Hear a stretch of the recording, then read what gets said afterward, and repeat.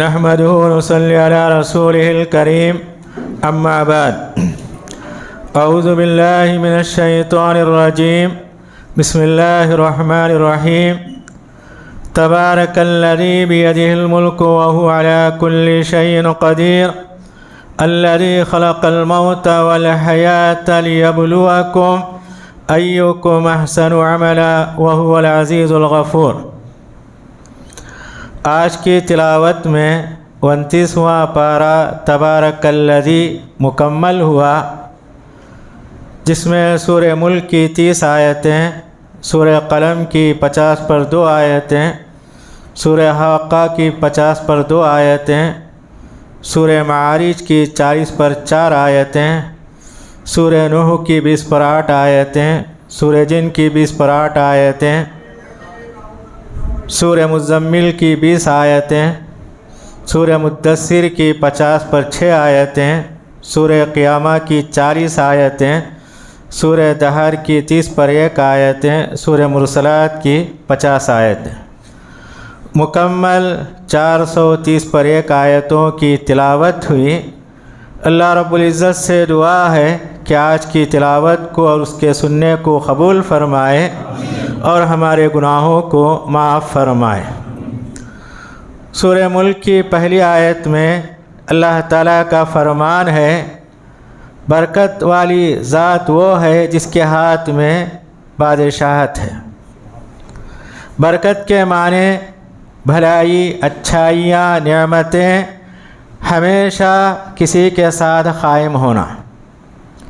اللہ کے سوا کوئی برکتیں، رحمتیں، نعمتیں اتارنے والا نہیں۔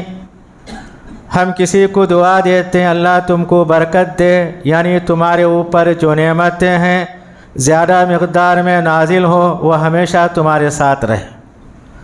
تو اللہ تعالیٰ کہتے ہیں برکتوں کا پورا نظام میرے ہاتھ میں ہے، کسے برکت دینا، کسی نعمتیں نازل کرنا، کس کے ساتھ ہمیشہ رکھنا میرے ہاتھ میں ہے۔ پھر اللہ تعالیٰ کہتے ہیں حکومت اسی کے ہاتھ میں ہے، کائنات کی ہر چیز کیا ہے، اسی کے قبضہ قدرت میں ہے۔ قدرت میں ہی نہیں بلکہ اللہ تعالیٰ کہتے ہیں وَهُوَ عَلَىٰ كُلِّ شَيْءٍ قَدِيرٌ، وہ ہر چیز پر کیا ہے، قدرت رکھنے والا ہے، کوئی چیز اس کی قدرت سے باہر نہیں۔ دوسری آیت میں اللہ تعالیٰ یہ کہتے ہیں کہ اللہ نے موت کو اور زندگی کو پیدا کیا، اس کا مقصد بتاتے ہیں تم کو آزمائے۔ آزمانے کے لیے اللہ تعالیٰ نے موت اور زندگی کو پیدا کیا۔ آزمائش کس میں ہے؟ ایکم احسن عملا، تم میں کون اچھا عمل کرتا ہے، یہ دیکھنے کے لیے۔ یہاں اللہ تعالیٰ یہ نہیں کہا کون زیادہ عمل کرتا ہے، کس کا عمل اچھا ہے، آزمانے کے لیے اللہ نے موت کو اور زندگی کو پیدا کیا۔ مفسرین نے کہا اچھا عمل وہ ہے جس کے اندر اخلاص ہو، اللہ کے لیے کیا جائے، ریاکاری نہ ہو۔ وہ عمل کیا ہے، قرآن سے ثابت ہو، سنت سے ثابت ہو، یہی اچھا عمل ہے، چاہے چھوٹا ہو یا بڑا ہو۔ نبی کریم صلی اللہ علیہ وسلم نے کہا اگر کسی کے پاس یہ کھجور ہے، اس کے 2 ٹکڑے کر کے 1 ٹکڑا خیرات کرتا ہے، صدقہ کرتا ہے، یہ اچھا عمل ہے، اس کے اندر اخلاص ہو، ریاکاری نہ ہو، اللہ تعالیٰ اس کے اجر و ثواب کو پہاڑوں سے بڑا کر دیتے۔ پھر آپ نے کہا اللہ کے راستے میں صدقہ و خیرات کرنا ایسا اچھا عمل ہے اللہ کے غضب کو مٹا دیتی ہے۔ بنی اسرائیل کا ایک واقعہ نبی کریم صلی اللہ علیہ وسلم نے بیان فرمایا۔ ایک بدکار عورت، زانی عورت جا رہی تھی، اسے پیاس لگی، کنویں میں اتری، پانی پی، اوپر آ کے دیکھتی ہے کتا کیا ہے، پیاس کی وجہ سے زمین پر اپنی زبان کو رگڑتا ہے، رحم آیا، پھر دوبارہ اٹھی، اس کے اندر داخل ہوئی کنویں کے اندر، چند گھٹ اسے پانی پلائی، چھوٹا عمل، مگر اللہ تعالیٰ اس کے عمل کو قبول کیا، اس کے سارے گناہ معاف کر دیا۔ تو اللہ تعالیٰ یہی کہتے ہیں زندگی اور موت کا مقصد کیا ہے، تم میں کون اچھا عمل کرتا ہے۔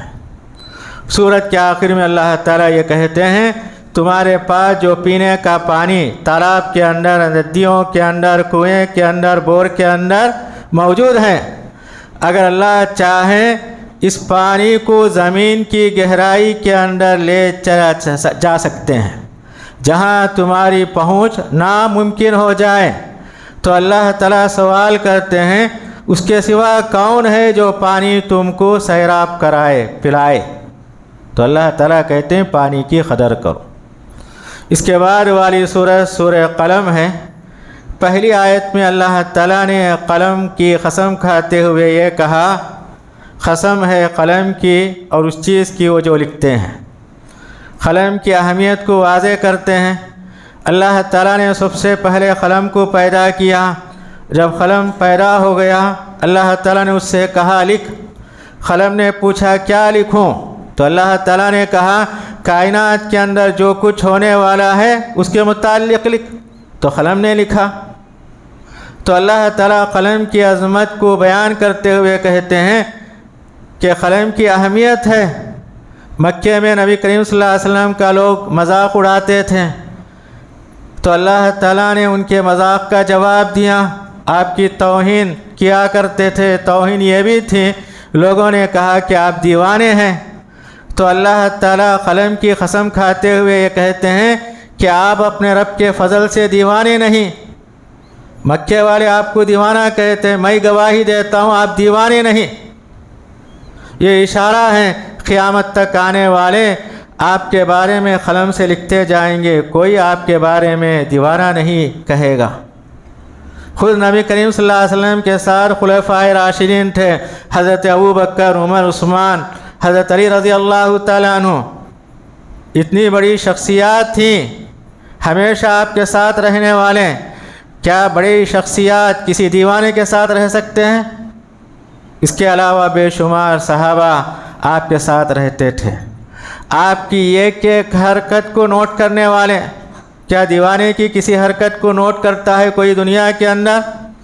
حضرت انس رضی اللہ تعالیٰ عنہ کہتے ہیں میں 10 سال تک نبی کریم صلی اللہ علیہ وسلم کی خدمت کیا، ایک ایک اخلاق کو بیان کرتے ہوں۔ بعد کی آیت میں اللہ تعالیٰ کہتے ہیں وَإِنَّكَ لَعَلَىٰ خُلُقٍ عَظِيمٍ، یقیناً آپ کیا اخلاق کے اونچے مرتبے پہ فائز ہیں۔ کیا دیوانے کے اچھے اخلاق ہوتے ہیں؟ اللہ تعالیٰ آپ کے حق میں گواہی دیتے ہیں، دنیا والے آپ کو جو بھی کہیں اس کی پرواہ مت کرو، آپ دیوانے نہیں ہیں اور اخلاق کے اونچے مرتبے پہ فائز ہیں۔ ہر سال دیکھتے ہیں کوئی نہ کوئی ایک ادیب آپ کے بارے میں مقالہ لکھتا ہے، سیرت نگار سیرت لکھتے ہیں۔ یہ آپ کی خوبی ہے، اللہ نے جو وعدہ کیا قیامت تک آپ کے بارے میں تقاریر، سیرتیں اور اسی طریقے سے آپ کی خوبیاں ہر سال کوئی نہ کوئی کسی موضوع پر آپ کے لوگوں کے سامنے بیان کرتے ہیں۔ اس کے بعد اللہ تعالیٰ نے اس سورہ کے اندر ایک واقعہ بیان کیا۔ ایک آدمی تھا، جب بھی اس کے فصل کاٹنے کا وقت آتا سب سے پہلے غریبوں کو دیتا تھا۔ اس کا انتقال ہو گیا، ان کے بچوں نے آپس میں فیصلہ کیا کہ ہمارے باپ دیوانے تھے، فقیروں کو مسکینوں کو دے دیتے تھے، ہم ایسا نہیں کریں گے۔ جب فصل کاٹنے کا وقت ہوگا ہم راتوں رات جا کر پھل کاٹ کے لے آئیں گے۔ ان کی سوچ تھی، صبح سویرے گئے، پھل نہیں پائے، سارا کھیت کیا تھا جل گیا، آپس میں ایک دوسرے کو ملامت کرنے لگے۔ اس میں سے درمیانی والا بھائی نے کہا پہلے ہی میں تم کو کہا تھا، تم ایسا کیوں کیے؟ اس کے بعد اللہ تعالیٰ نے کہا، ان کو پچھتاوا ہوا، افسوس بھی ہوا۔ پھر اللہ تعالیٰ کہتے ہیں انہوں نے جو ارادہ کیا تھا ارادے پر انشاءاللہ نہیں کہا۔ انشاءاللہ کی اہمیت اللہ تعالیٰ بتاتے ہیں۔ اگر کوئی آدمی برا کام کرنے کا ارادہ کیا انشاءاللہ کہتا ہے، اللہ تعالیٰ اسے روک دیتے ہیں، بھلائی کا راستہ دکھا سکتے تھے، انہوں نے انشاءاللہ بھی نہیں کہا۔ جب باغ فنا ہو گیا آپس میں وہ کہنے لگے اپنے رب سے امید ہے کہ اللہ تعالیٰ اس سے بہتر ہم کو باغ دے گا۔ ان کی یہ خواہش تھی، ہو سکتا ہے کہ اللہ تعالیٰ نے ان کا باغ پھر دوبارہ اچھے انداز میں ان کے سامنے پیش کیا ہوگا۔ اس کے بعد والی سورۃ سورہ حاقہ قیامت کا ایک نام ہے، ناموں میں سے ایک نام ہے، ثابت ہونے والی۔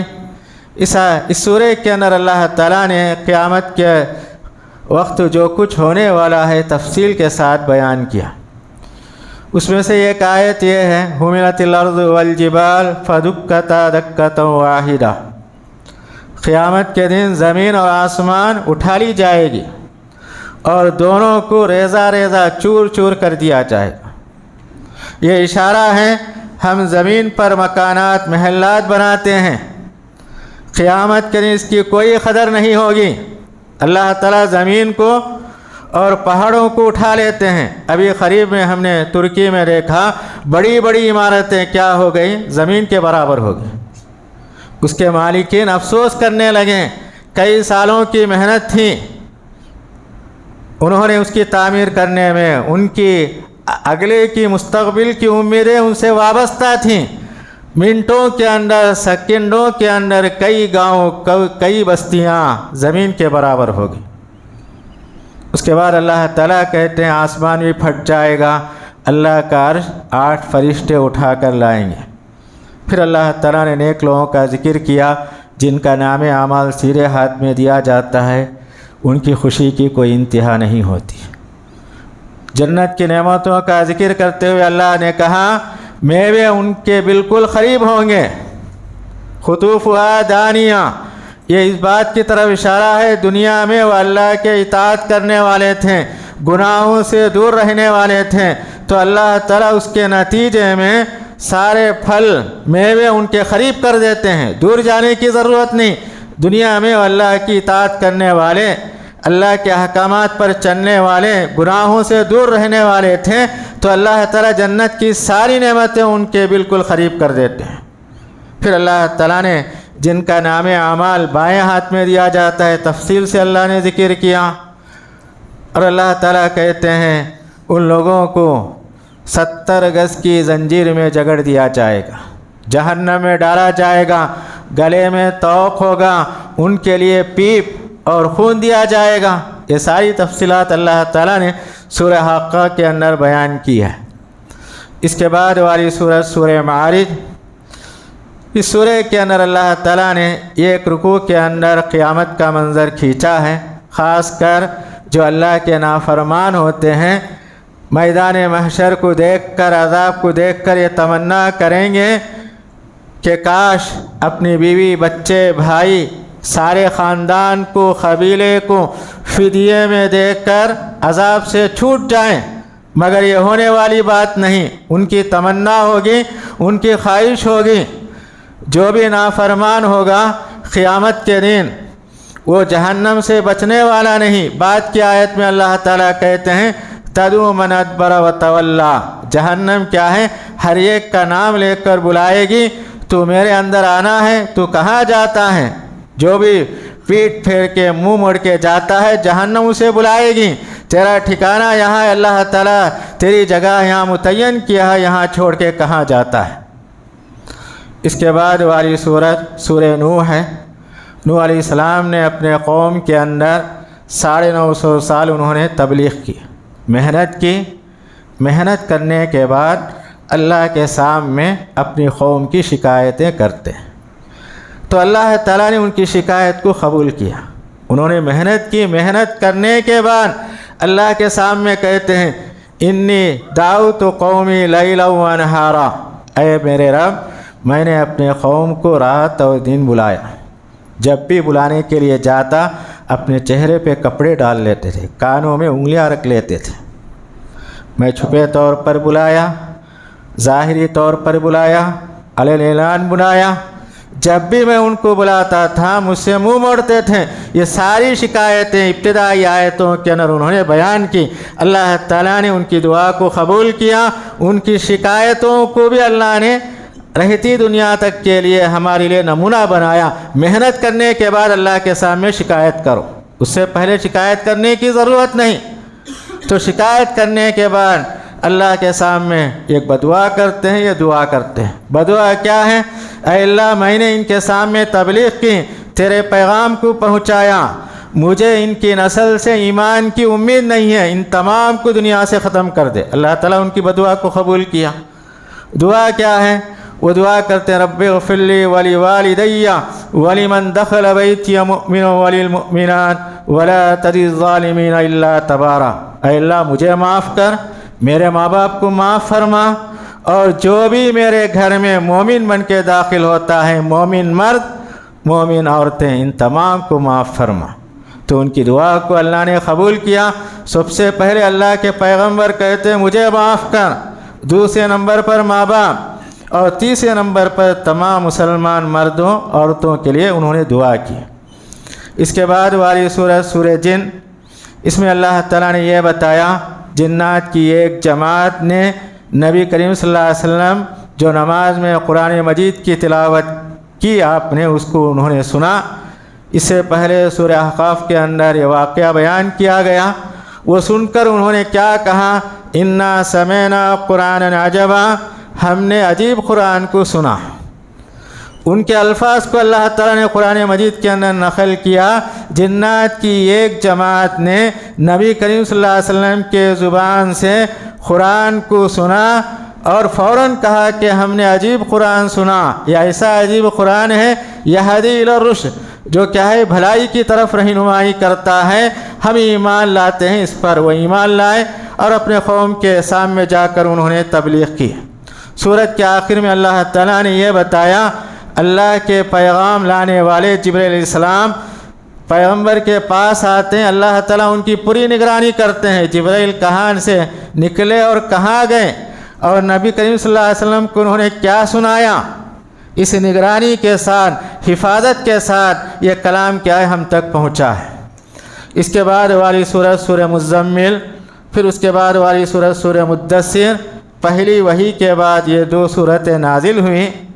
مزمل کے اندر اللہ تعالیٰ نے یہ کہا کہ نبی کریم صلی اللہ علیہ وسلم پریشان ہو کر اپنے گھر آ کر حضرت خدیجہ رضی اللہ تعالیٰ عنہا سے کہا مجھے چادر اڑا دو، ایسا لگتا ہے کہ میری جان نکلنے والی ہے۔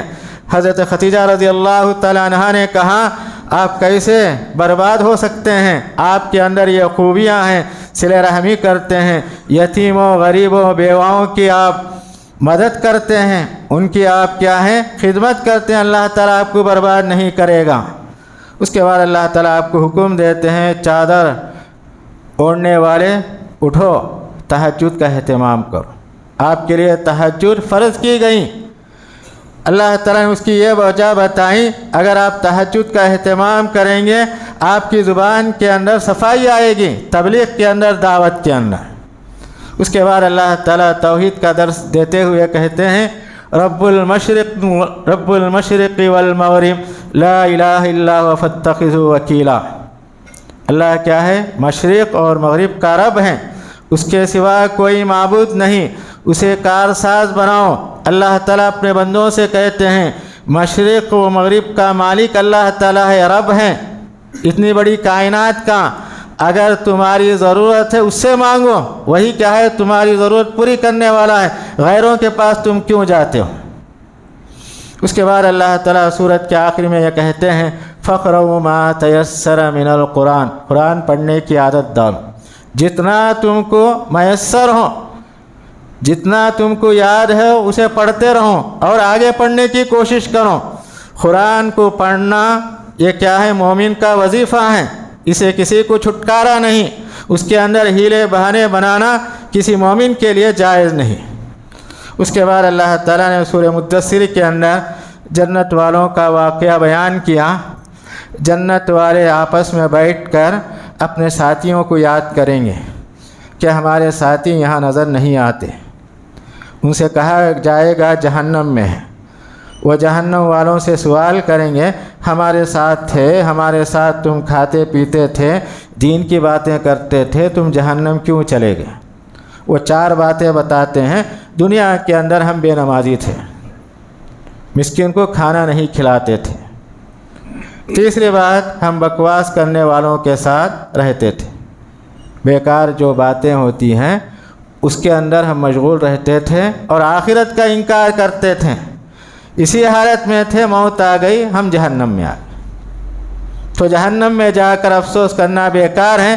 اللہ تعالیٰ کہتے ہیں نیک عمل کرو، نماز کے پابند بنو، مسکین کو کھانا کھلاؤ، آخرت پر یقین کرو، بیکار باتوں سے دور رہو۔ اس کے بعد والی سورت سورہ قیامہ. قیامہ کیا ہے؟ قیامت ہے. منکرین آخرت کا اللہ تعالیٰ جواب دیتے ہیں کہ اللہ تعالیٰ مردوں کو زندہ کرنے والے ہیں. شان بتاتے ہیں ہر آدمی کے انگلیوں کے اندر جو نشانات ہوتے ہیں ان نشانات کے ساتھ اللہ تعالیٰ ہر آدمی کو پیدا کرے. بلا نسویہ بنانا، ایک خبر کے اندر کئی آدمی دفن ہو جاتے ہیں، مگر اللہ تعالیٰ قیامت کے دن ہر انسان کو اٹھائیں گے.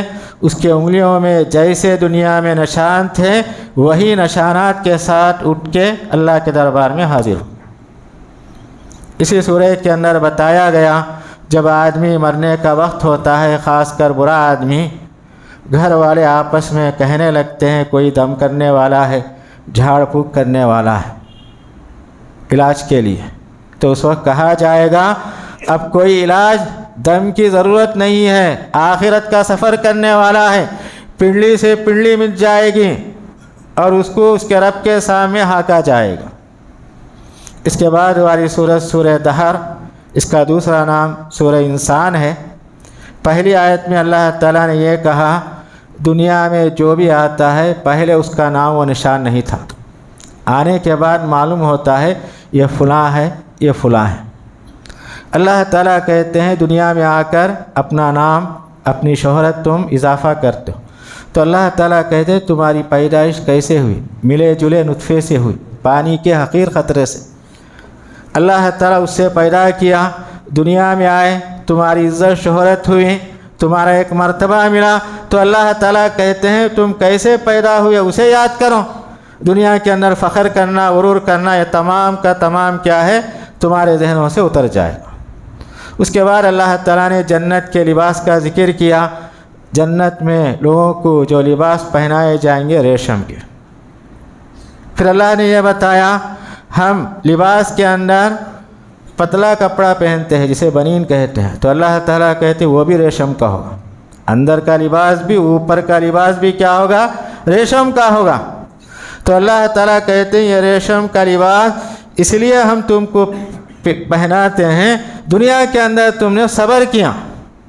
جو آدمی صبر کرتا ہے اس کا جسم کیا ہوتا ہے دنیا کے اندر؟ یعنی کانپتا ہے. کبھی ایسا ہوتا ہے کہ اس کے جسم کے اندر گرمی آتی ہے، حرارت آتی ہے، جسم کیا ہے غمگین ہو جاتا ہے. تو اللہ تعالیٰ جنت میں اس کے جسم کو آرام کرانے کے لیے نرم ریشم کا کپڑا اللہ تعالیٰ پہناتے ہیں. پھر اللہ تعالیٰ یہ بیان کرتے ہیں جنت میں جنت والوں کی خدمت کرنے کے لیے چھوٹے چھوٹے بچے ہوں. اللہ تعالیٰ اس کی خوبصورتی کا منظر اس طرح کھینچتے ہیں، وہ بچے جب جنت والوں کی خدمت کرنے کے لیے گھومتے ہیں ایسا نظر آئے گا گویا کہ وہ بکھرے ہوئے موتی ہیں، موتیوں کی طرح چمکتے ہوں. اس کے بعد والی سورت سورہ مرسلات ہیں. اس سورہ کے اندر بھی اللہ تعالیٰ نے قیامت کا منظر، اس کے بعد کا جو بھی ماحول ہے اللہ تعالیٰ نے بیان کیا. یہ ایک بات اللہ تعالیٰ یہ کہتے ہیں زمین جو ہمارے سامنے ہے یہ زمین کیا ہے؟ زندوں کو بھی اٹھائے ہوئے ہیں، مردوں کو بھی اٹھائے ہوئے ہیں. کتنے لوگ زمین کے اندر دفن ہیں، کتنے لوگ دنیا میں آتے ہیں، زمین پر چلتے پھرتے ہیں، یہ اللہ کی قدرت ہے. کبھی ہم نے دیکھا کہ مردوں کے ساتھ زندے زمین پر رہنے کی وجہ سے زمین کی بیلنس کے اندر کمی واقع ہوئی؟ کوئی نہیں کہا. زلزلہ آتا الگ بات.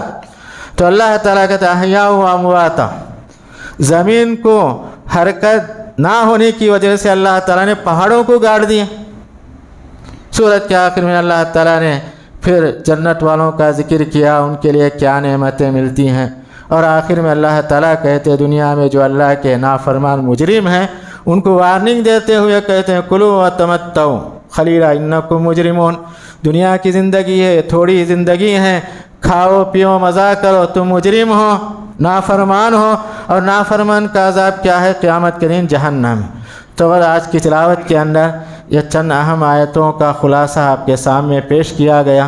اللہ رب العزت سے دعا ہے کہ ہم کو قرآن پڑھنے سمجھنے، اس کی تعلیمات پر عمل کرنے کی توفیق عنایت فرمائے. والسلام علیکم ورحمۃ اللہ وبرکاتہ.